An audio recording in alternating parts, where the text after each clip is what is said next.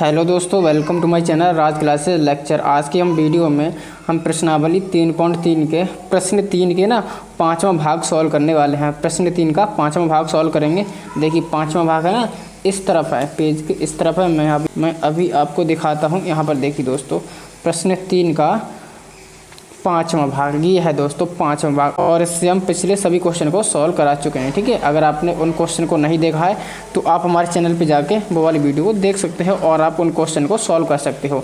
तो आज की हम वीडियो में ना देखिए प्रश्न 5 को सॉल्व करेंगे। ये 3 का प्रश्न 5 है। ठीक है, भाग 5 है। तो हम क्या करेंगे, इस 5वें क्वेश्चन को सॉल्व करेंगे। तो चलिए दोस्तों, बिना देरी की वीडियो को शुरू करते हैं। तो देखिए दोस्तों, सबसे पहले हम क्या करेंगे, सबसे पहले हम क्वेश्चन को पढ़ लेते हैं। पढ़ लें दोस्तों, चलिए दोस्तों पढ़ते हैं। देखिए क्वेश्चन हमारा 5 है।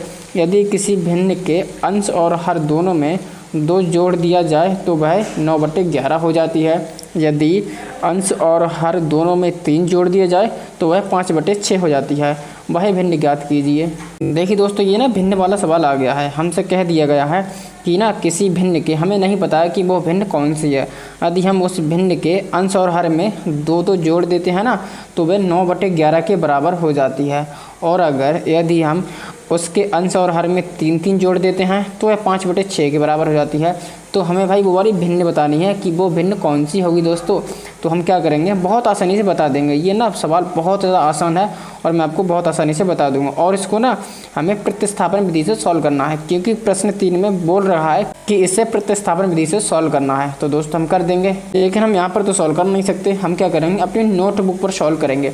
तो चलिए चलते हैं सीधी नोटबुक पर। अब देखिए दोस्तों, मैंने प्रश्न को यहाँ पर नोट कर लिया। ठीक है, ये हमारी नोटबुक है और मैंने यहाँ पर प्रश्न को नोट कर लिया। ठीक है, जैसे मैंने प्रश्न को पढ़ा आपने अभी सुन लिया होगा। आप क्या करेंगे दोस्तों, इसको सॉल्व करेंगे। सॉल्व करने के लिए हम क्या करेंगे, सबसे पहले तो आप यहाँ पर ना हल लिख देना। ठीक है, यहाँ से सॉल्व करना स्टार्ट करेंगे, हल लिख देंगे। अब क्या करेंगे दोस्तों, देखिए हमें क्या करना है, भिन्न बतानी है कि वो भिन्न कौन सी होगी। तो हमें क्या करना है, देखिए भिन्न में अंश भी होता है और हर भी होता है। तो हमें नहीं पता उसका अंश और हर कौन सा है, तो हम क्या करेंगे, मान लेंगे। माना अंश को मान लेते हैं x और हर को मान लेते हैं y। ठीक है, हमने अंश और हर को मान लिया। अब देखिए दोस्तों, तब वह भिन्न। ठीक है, यहाँ पर लिखेंगे तब भिन्न।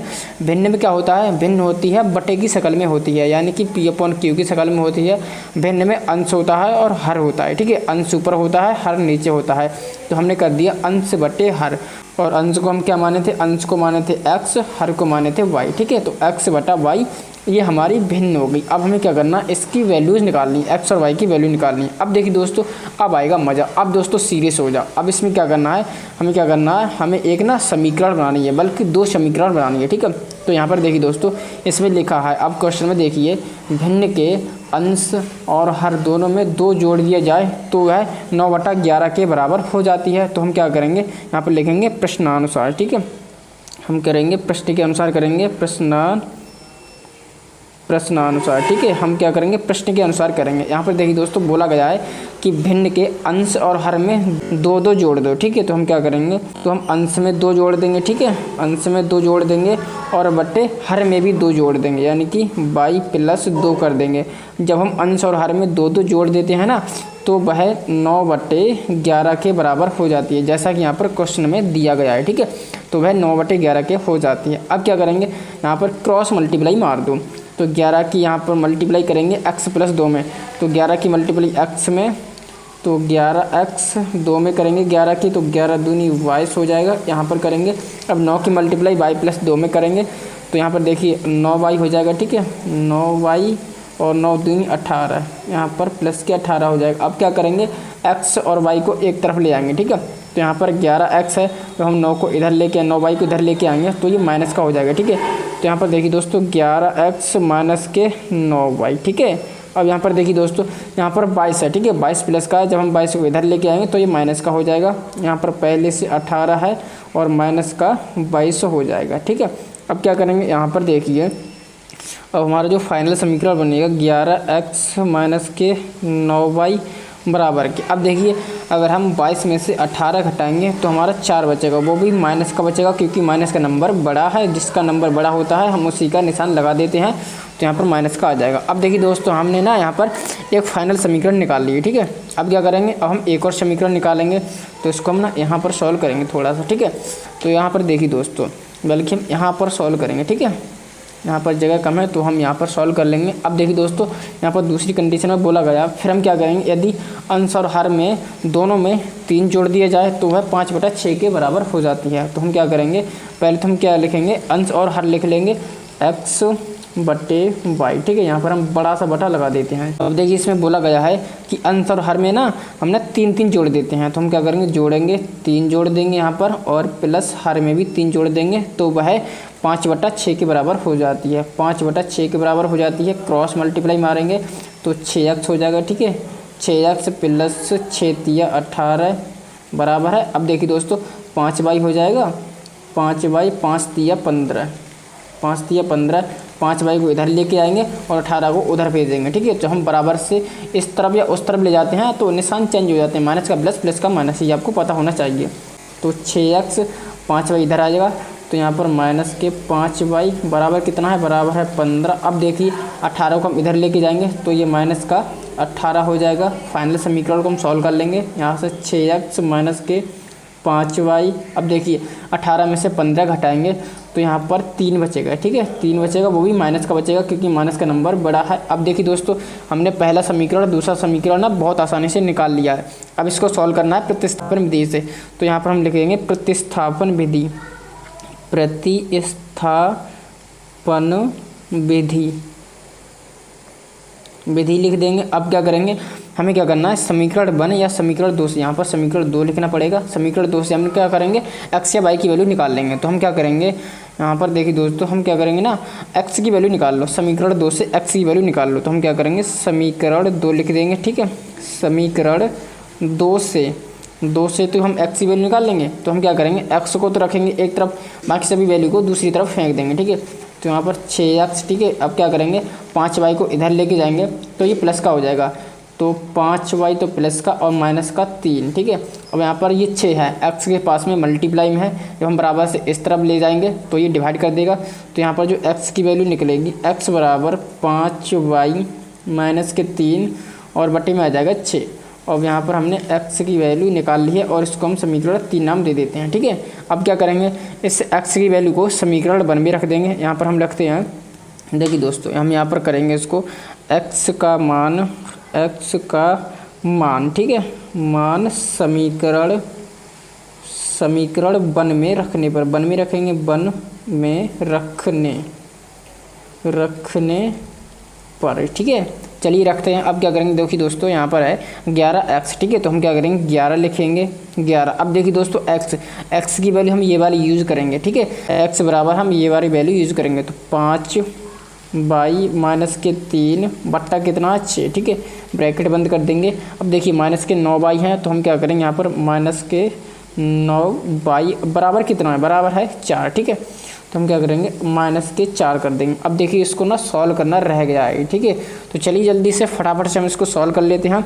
हम क्या करेंगे, 11 की मल्टीप्लाई इस ब्रैकेट के अंदर करेंगे तो 11 × 5 = 55y हो जाएगा। ठीक है, 55, यहाँ पर 55y माइनस के 11 × 3 = 33 हो जाएगा। ठीक है, 33। अब बट्टा कितना है, बट्टा यहाँ पर 6 है। ठीक है, यहाँ पर मैं आगे बढ़ा लेता हूँ 6। ठीक है, यहाँ पर बट्टा 6 हो जाएगा। अब देखिए माइनस के 9y बराबर माइनस के 4। ठीक है, अब इसको करेंगे भाई सॉल्व। ठीक है, इसके नीचे 1 मानेंगे, एलसीएम लेंगे, एलसीएम इसका आ जाएगा 6। ठीक है, एलसीएम 6 आएगा। अब क्या करना है, हम 6 का भाग देते हैं, 6 में एक बार जाएगा और 1 की मल्टीप्लाई ऊपर करते हैं तो ऊपर ये एज इट इज़ आ जाएगा। ठीक है, तो यहाँ पर 55y माइनस के 33। अब माइनस के 1 का भाग देंगे, 6 में 6 बार जाएगा, 6 के ऊपर मल्टीप्लाई करेंगे तो 9 × 6 = 54। ठीक है, यहाँ पर 54y बराबर माइनस के 4। देखिए दोस्तों, ये 6 है, भाग में है, जब हम इसको इधर लेके जाएंगे तो ये मल्टीप्लाई कर देगा। ठीक है, तो यहाँ पर जो हमारा आगे वैल्यू आएगी, देखिए 55y में से 54y जाएगा तो केवल y बचेगा, माइनस के 33। ठीक है, बराबर 6 × 4 = 24, माइनस के 24। ठीक है, अब देखिए दोस्तों, हम क्या करेंगे, 33 को इधर लेके जाएंगे तो ये प्लस का हो जाएगा, y की वैल्यू फिर निकल आएगी, माइनस के 24 प्लस के 33। अब देखिए दोस्तों, हम क्या करेंगे, 33 में से 24 घटाएंगे, कितना बचेगा, यहाँ पर देखिए दोस्तों 33 में से 24 जाएगा तो यहाँ पर बचेगा, देखिए 6 और 3 9, 9 बचेगा। ठीक है, तो यहाँ पर y की वैल्यू फाइनली 9 निकल के आई है। ठीक है, और वो भी प्लस की निकलेगी क्योंकि यहाँ पर प्लस की वैल्यू बड़ी है, प्लस का नंबर बड़ा है, तो यहाँ पर हमने y की वैल्यू निकाल ली। अब क्या करेंगे, इस y की वैल्यू को उठा के हम ना समीकरण 3 में रख देंगे। ठीक है, तो यहाँ से हमें x की वैल्यू मिल जाएगी। तो हम यहाँ पर करेंगे y का मान, ठीक है, y का मान समीकरण 3 में रखने पर, चलिए दोस्तों रख ही देते हैं। यहाँ पर x बराबर निकल के आएगा 5। ठीक है, 5 y की वैल्यू कितनी निकाले थे, y की वैल्यू निकाले थे, भूलिए मत दोस्तों, y की वैल्यू निकाले थे 9, y की जगह डाल देंगे 9। ठीक है, y की जगह डाल देते हैं 9। अब माइनस के 3 बट्टा कितना है, बट्टा 6 है। इससे सॉल्व कर लो। देखिए 9 पंजे होते हैं 45। ठीक है, 5 × 45 तो 45 माइनस 3 बटा 6। 45 में से 3 जाएगा, कितना बचेगा दोस्तों जल्दी बताइए। 45 में से 3 जाएगा तो हमें 42 मिल जाएगा बट्टा 6। 6 × 6 6 7 42। तो x की वैल्यू 7 निकल के आ चुकी है दोस्तों। हमने x और y की वैल्यू निकाल ली है। अब देखिए हमने x और y की वैल्यू निकाल ली तो हमारा खेल बन गया, हमारा काम 35 हो गया। यहाँ पर देखिए दोस्तों x की वैल्यू तो हमने निकाली 7 और y की वैल्यू 9। ठीक है, तो हमें बताना है कि वो भिन्न कौन सी है। देखिए x की वैल्यू कितनी निकाली, x की वैल्यू निकाली 7, y की वैल्यू निकाली 9, तो भिन्न कितनी होगी दोस्तों, भिन्न कौन सी आई, 7/9। ये हमारी फाइनल भिन्न हो जाएगी। देखिए दोस्तों कितनी आसानी से हमने सॉल्व कर लिया। आई होप आपको बहुत अच्छे से समझ आया होगा। अगर आपको नहीं आया समझ तो आप वीडियो को एक बार फिर से रिवाइज करके देख लो, बहुत अच्छे से मैंने समझाया है और आपको ना समझ आ गया होगा दोस्तों। तो चलिए दोस्तों अब इसका ना लास्ट क्वेश्चन करते हैं। 3.3 का लास्ट क्वेश्चन रह गया है। ठीक है, तो फिर ये एक्सरसाइज हमारी फिनिश हो जाएगी। देखिए दोस्तों इसका लास्ट और आखिरी क्वेश्चन है, 6ठा क्वेश्चन है। ठीक है, देखिए 5 वर्ष बाद जैकब की आय उसके पुत्र की आय से 3 गुनी हो जाएगी और 5 वर्ष पूर्व जैकब की आय उसके पुत्र की आय की 7 गुनी थी।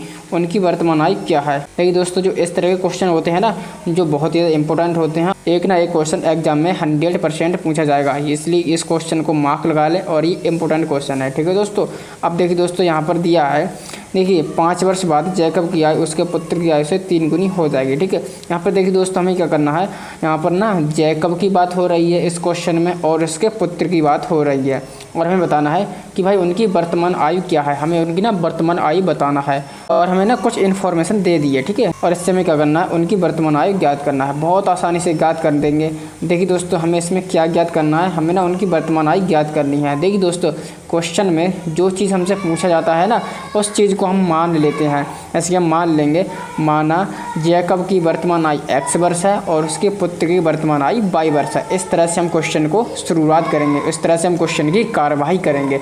तो चलिए दोस्तों यहाँ तो हम कार्रवाई कर नहीं सकते, इसकी कार्रवाई ना कोर्ट में जाके होगी। कोर्ट कहाँ है, इसका कोर्ट है हमारी नोटबुक पर। तो चलिए हम अपनी ना नोटबुक पर चलते हैं और वहीं इसकी कार्रवाई को आगे शुरू करेंगे, यानी कि क्वेश्चन को सॉल्व करेंगे दोस्तों। अब देखिए दोस्तों आपने क्वेश्चन पर नज़र मार ली, अब आप ना नोटबुक पर भी नज़र मार लो। अब देखिए दोस्तों यहाँ पे हमने क्या पूछा था, उनकी ना वर्तमान आयु पूछी थी कि जैकब की और इसके पुत्र की वर्तमान आयु ज्ञात करिए। तो हमने क्या करा है, तो हमने यहाँ पर करा है जैकब की वर्तमान आयु x वर्ष और उसके पुत्र की वर्तमान आयु क्या है, y वर्ष। हमने क्या है, मान लिया है दोस्तों। ठीक है, हमने इसको मान लिया, अब इसको सॉल्व करेंगे। अब देखिए दोस्तों थोड़ा ना क्वेश्चन में नज़र मारिए। ठीक है, यहाँ पर लिखा है 5 वर्ष बाद जैकब की आयु। तो हम क्या करेंगे, यहाँ पर लिखेंगे 5 वर्ष बाद जैकब की आयु। ठीक है, तो हम क्या करेंगे, 5 वर्ष, ठीक है, वर्ष बाद जैकब की आयु,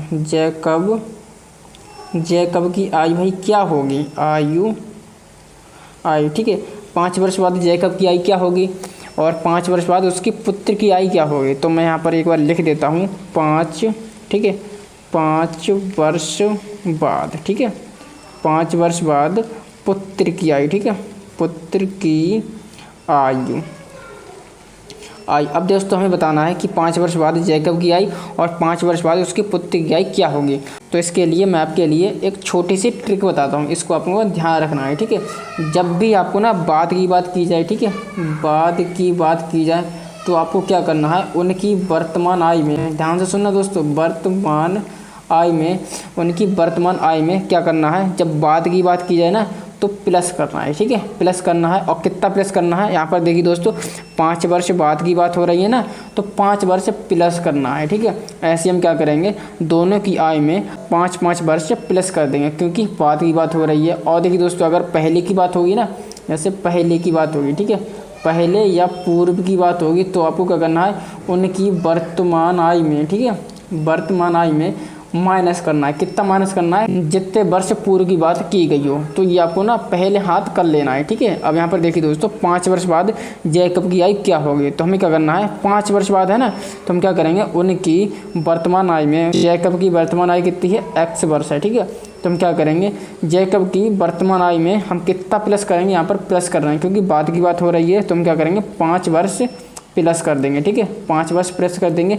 ऐसे ही हम उसके पुत्र की वर्तमान आयु में 5 वर्ष प्लस कर देंगे। तो यहाँ पर पुत्र की वर्तमान आयु कितनी है, 22 वर्ष, ठीक है, प्लस कितनी करेंगे, 5 वर्ष, ठीक है। तो 5 वर्ष, ये होगी 5 वर्ष बाद की बात, ठीक है, वर्ष यहाँ पर आयु वर्ष में है। तो ये ना जैकब और उसके पुत्र के 5 वर्ष की बाद की बात हो गई, ठीक है। अब क्या करेंगे, अब हम इससे अपना एक समीकरण बनाएंगे। तो हम क्या करेंगे, जब भी समीकरण बनाते हैं तो दोनों की आयु को हम रखेंगे बराबर में, ठीक है। तो यहाँ पर हम करेंगे x + 5 बराबर y + 5, ठीक है। अब क्या करेंगे, हम समीकरण बनाएंगे। अब देखिए दोस्तों आपको एक बात ध्यान रखनी है, जो पिता होता है ना, पिता पुत्र से बड़ा होता है, पिता पुत्र से बड़ा होता है। तो यहाँ पर देखिए दोस्तों क्वेश्चन में दे रखा है, जो जैकब है ना 5 वर्ष बाद, जैकब 5 वर्ष बाद अपने पुत्र से ना 3 गुनी आयु के रह जाएंगे, ठीक है। तो जैकब है ये 5 वर्ष बाद की आयु है, ठीक है। तो 5 वर्ष बाद भी जो जैकब हैं अपने पुत्र से 3 गुनी आयु के रह जाएंगे। तो ये 3 गुनी आयु के रह जाएंगे, तो हम क्या करेंगे, बराबर करेंगे, यानी कि समीकरण बनाएंगे तो इसको भी 3 गुना कर देंगे।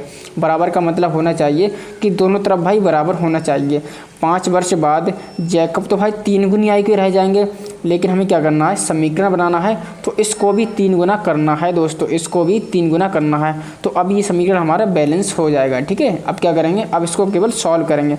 तो यहाँ तो है हमारा x + 5 बराबर 3 के अंदर मल्टीप्लाई 3y + 3 × 5 = 15, y को इधर खसेड़ के ले जाओ, तो x - 3y बराबर के 15, और इस 5 को इधर ले जाओ तो -5 बराबर हो जाएगा 10। तो x यहाँ पर आएगा x - 3y बराबर के 10, इक्वेशन नंबर फर्स्ट, ठीक है दोस्तों। अब हमने यहाँ से इक्वेशन नंबर फर्स्ट बना ली है। अब क्या करेंगे, एक और समीकरण बनाएंगे। कैसे बनाएंगे, देखिए यहाँ पर अब किसकी बात हो रही है, यहाँ पर अब पूर्व की बात हो रही है, ठीक है। तो हम क्या करेंगे, 5 वर्ष पूर्व जैकब की आयु, और ऐसे हम 5 वर्ष पूर्व उसके पुत्र की आयु निकालेंगे, ठीक है। तो अब यहाँ पर दोस्तों आगे देखिए, यहाँ पर लिखेंगे और, ठीक है, यहाँ पर और लिखेंगे। अब देखिए यहाँ पर लिखेंगे 5 वर्ष पूर्व, यानी कि पहले की बात हो रही है पूर्व, ठीक है, पूर्व जैकब की आयु, जैकब की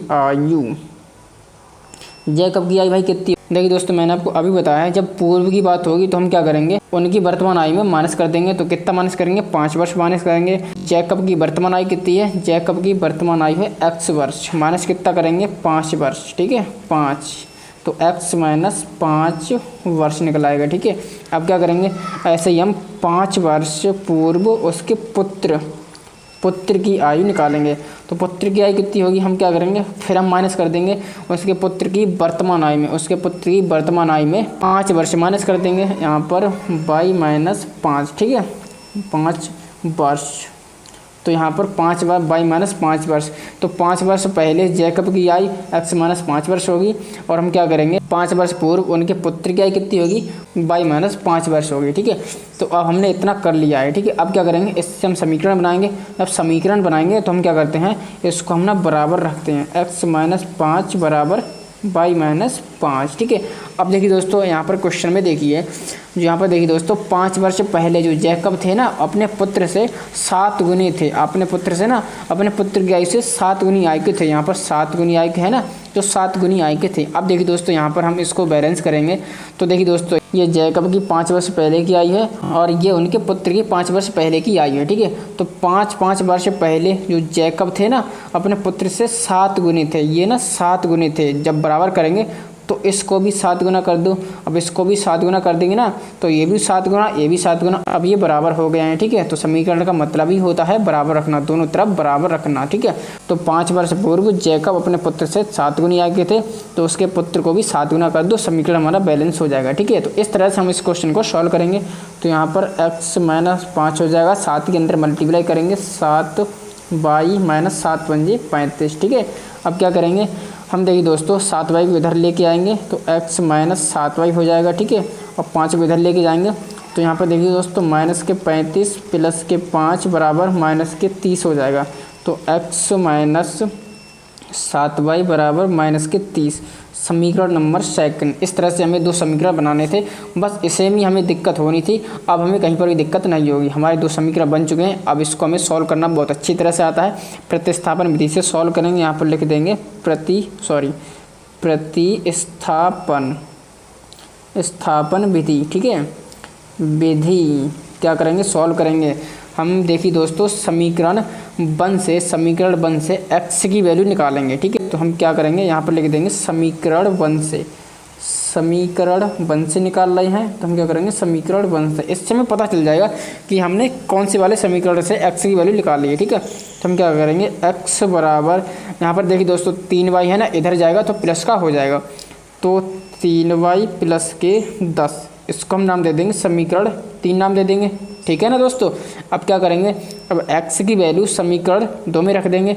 तो चलिए दोस्तों यहाँ पर ना डायरेक्ट ही रख देते हैं, x की जगह हम ना 3y प्लस 10 कर देंगे। तो 3y प्लस 10 माइनस के 7y बराबर कितना है, माइनस के 30 है। ठीक है, हमने क्या किया है, हमने यहाँ पर x की जगह यहाँ पर ये वाली वैल्यू लगा दी है। ठीक है, ये वाली वैल्यू लगा दी है। अब क्या करेंगे, इसको सॉल्व कर लेंगे। तो देखिए दोस्तों हम क्या करेंगे, 7y माइनस के हैं और 3y प्लस के हैं, 7y में से 3y जाएगा तो यहाँ पर माइनस के 4y बचेगा। ठीक है, वो भी माइनस का बचेगा। ठीक है, अब देखिए 10 यहाँ पर प्लस के हैं, जब हम इसको इधर लेके जाएंगे तो ये माइनस का हो जाएगा। तो देखिए दोस्तों यहाँ पर माइनस के 30 और माइनस के 10 बराबर कितने, माइनस के 40। ठीक है, तो माइनस से माइनस कैंसिल आउट हो जाएगा। अब 4 एकम 4, 4 ढाई 40, तो यानी कि y की वैल्यू 10 निकल के आई है। ठीक है, तो हमने इस तरह से y की वैल्यू निकाल ली है। अब क्या करेंगे दोस्तों, हमें x की वैल्यू भी तो निकालना है। तो चलिए x की वैल्यू निकालने के लिए हम क्या करेंगे, इस y की वैल्यू को ना हम समीकरण 3 में रख देंगे। ठीक है, इस वाले समीकरण में रख देंगे, यहाँ पर y की जगह है तो हमें x की वैल्यू मिल जाएगी। ठीक है, तो हम क्या करेंगे, यहाँ पर x बराबर 3 गुणा y की वैल्यू कितनी निकली, y की वैल्यू 10 निकली, तो हम क्या करेंगे 10 लिख देंगे। और प्लस कितना है, प्लस यहाँ पर प्लस है, सॉरी यहाँ पर प्लस है, प्लस 10। ठीक है, अब इसको सॉल्व करेंगे तो देखिए 10 या 30, यहाँ पर 30 प्लस 10। ठीक है, 30 प्लस 10 कितना होता है, 30 प्लस 10 होता है 40। तो यहाँ पर देखिए दोस्तों हमने x की वैल्यू 40, y की वैल्यू 10। ठीक है, तो हमने यहाँ पर निकाल ली है। अब देखिए दोस्तों उनकी वर्तमान आयु क्या होगी, अब यहाँ पर आइए उनकी वर्तमान आयु पर। ठीक है, तो हमने देखी दोस्तों x की वैल्यू कितनी निकली, तो देखिए दोस्तों हमारी x की वैल्यू निकली 40। ठीक है, और y की वैल्यू कितनी निकली, y की वैल्यू निकली 10। तो हम कह सकते हैं दोस्तों जो जैकब थे ना, जैकब की वर्तमान आयु होगी वो 40 वर्ष होगी, 40 वर्ष, और उनके पुत्र की वर्तमान आयु कितनी होगी, 10 वर्ष होगी। यानी कि जैकब कितने वर्ष के होंगे, 40 वर्ष के, और उनका पुत्र कितने वर्ष का होगा, 10 वर्ष का। तो इस तरह से क्वेश्चन को सॉल्व करना था। आई होप आपको बहुत अच्छी तरह से क्वेश्चन समझ आ गया होगा। तो इस तरह से मैंने क्वेश्चन करा और आपको भी समझ आ गया होगा। ठीक है दोस्तों, तो इस तरह से करना था। तो देखिए दोस्तों हमारा 3.3 प्रश्नावली बिल्कुल फिनिश हो गई है, और अगली वीडियो में हम प्रश्नावली 3.4 को स्टार्ट करने वाले हैं। तो आज की वीडियो में फिलहाल इतना ही। तो चलिए दोस्तों मिलते हैं ऐसी किसी नई वीडियो में, तब तक के लिए बने रहे हमारे चैनल के साथ। जय हिंद, जय भारत।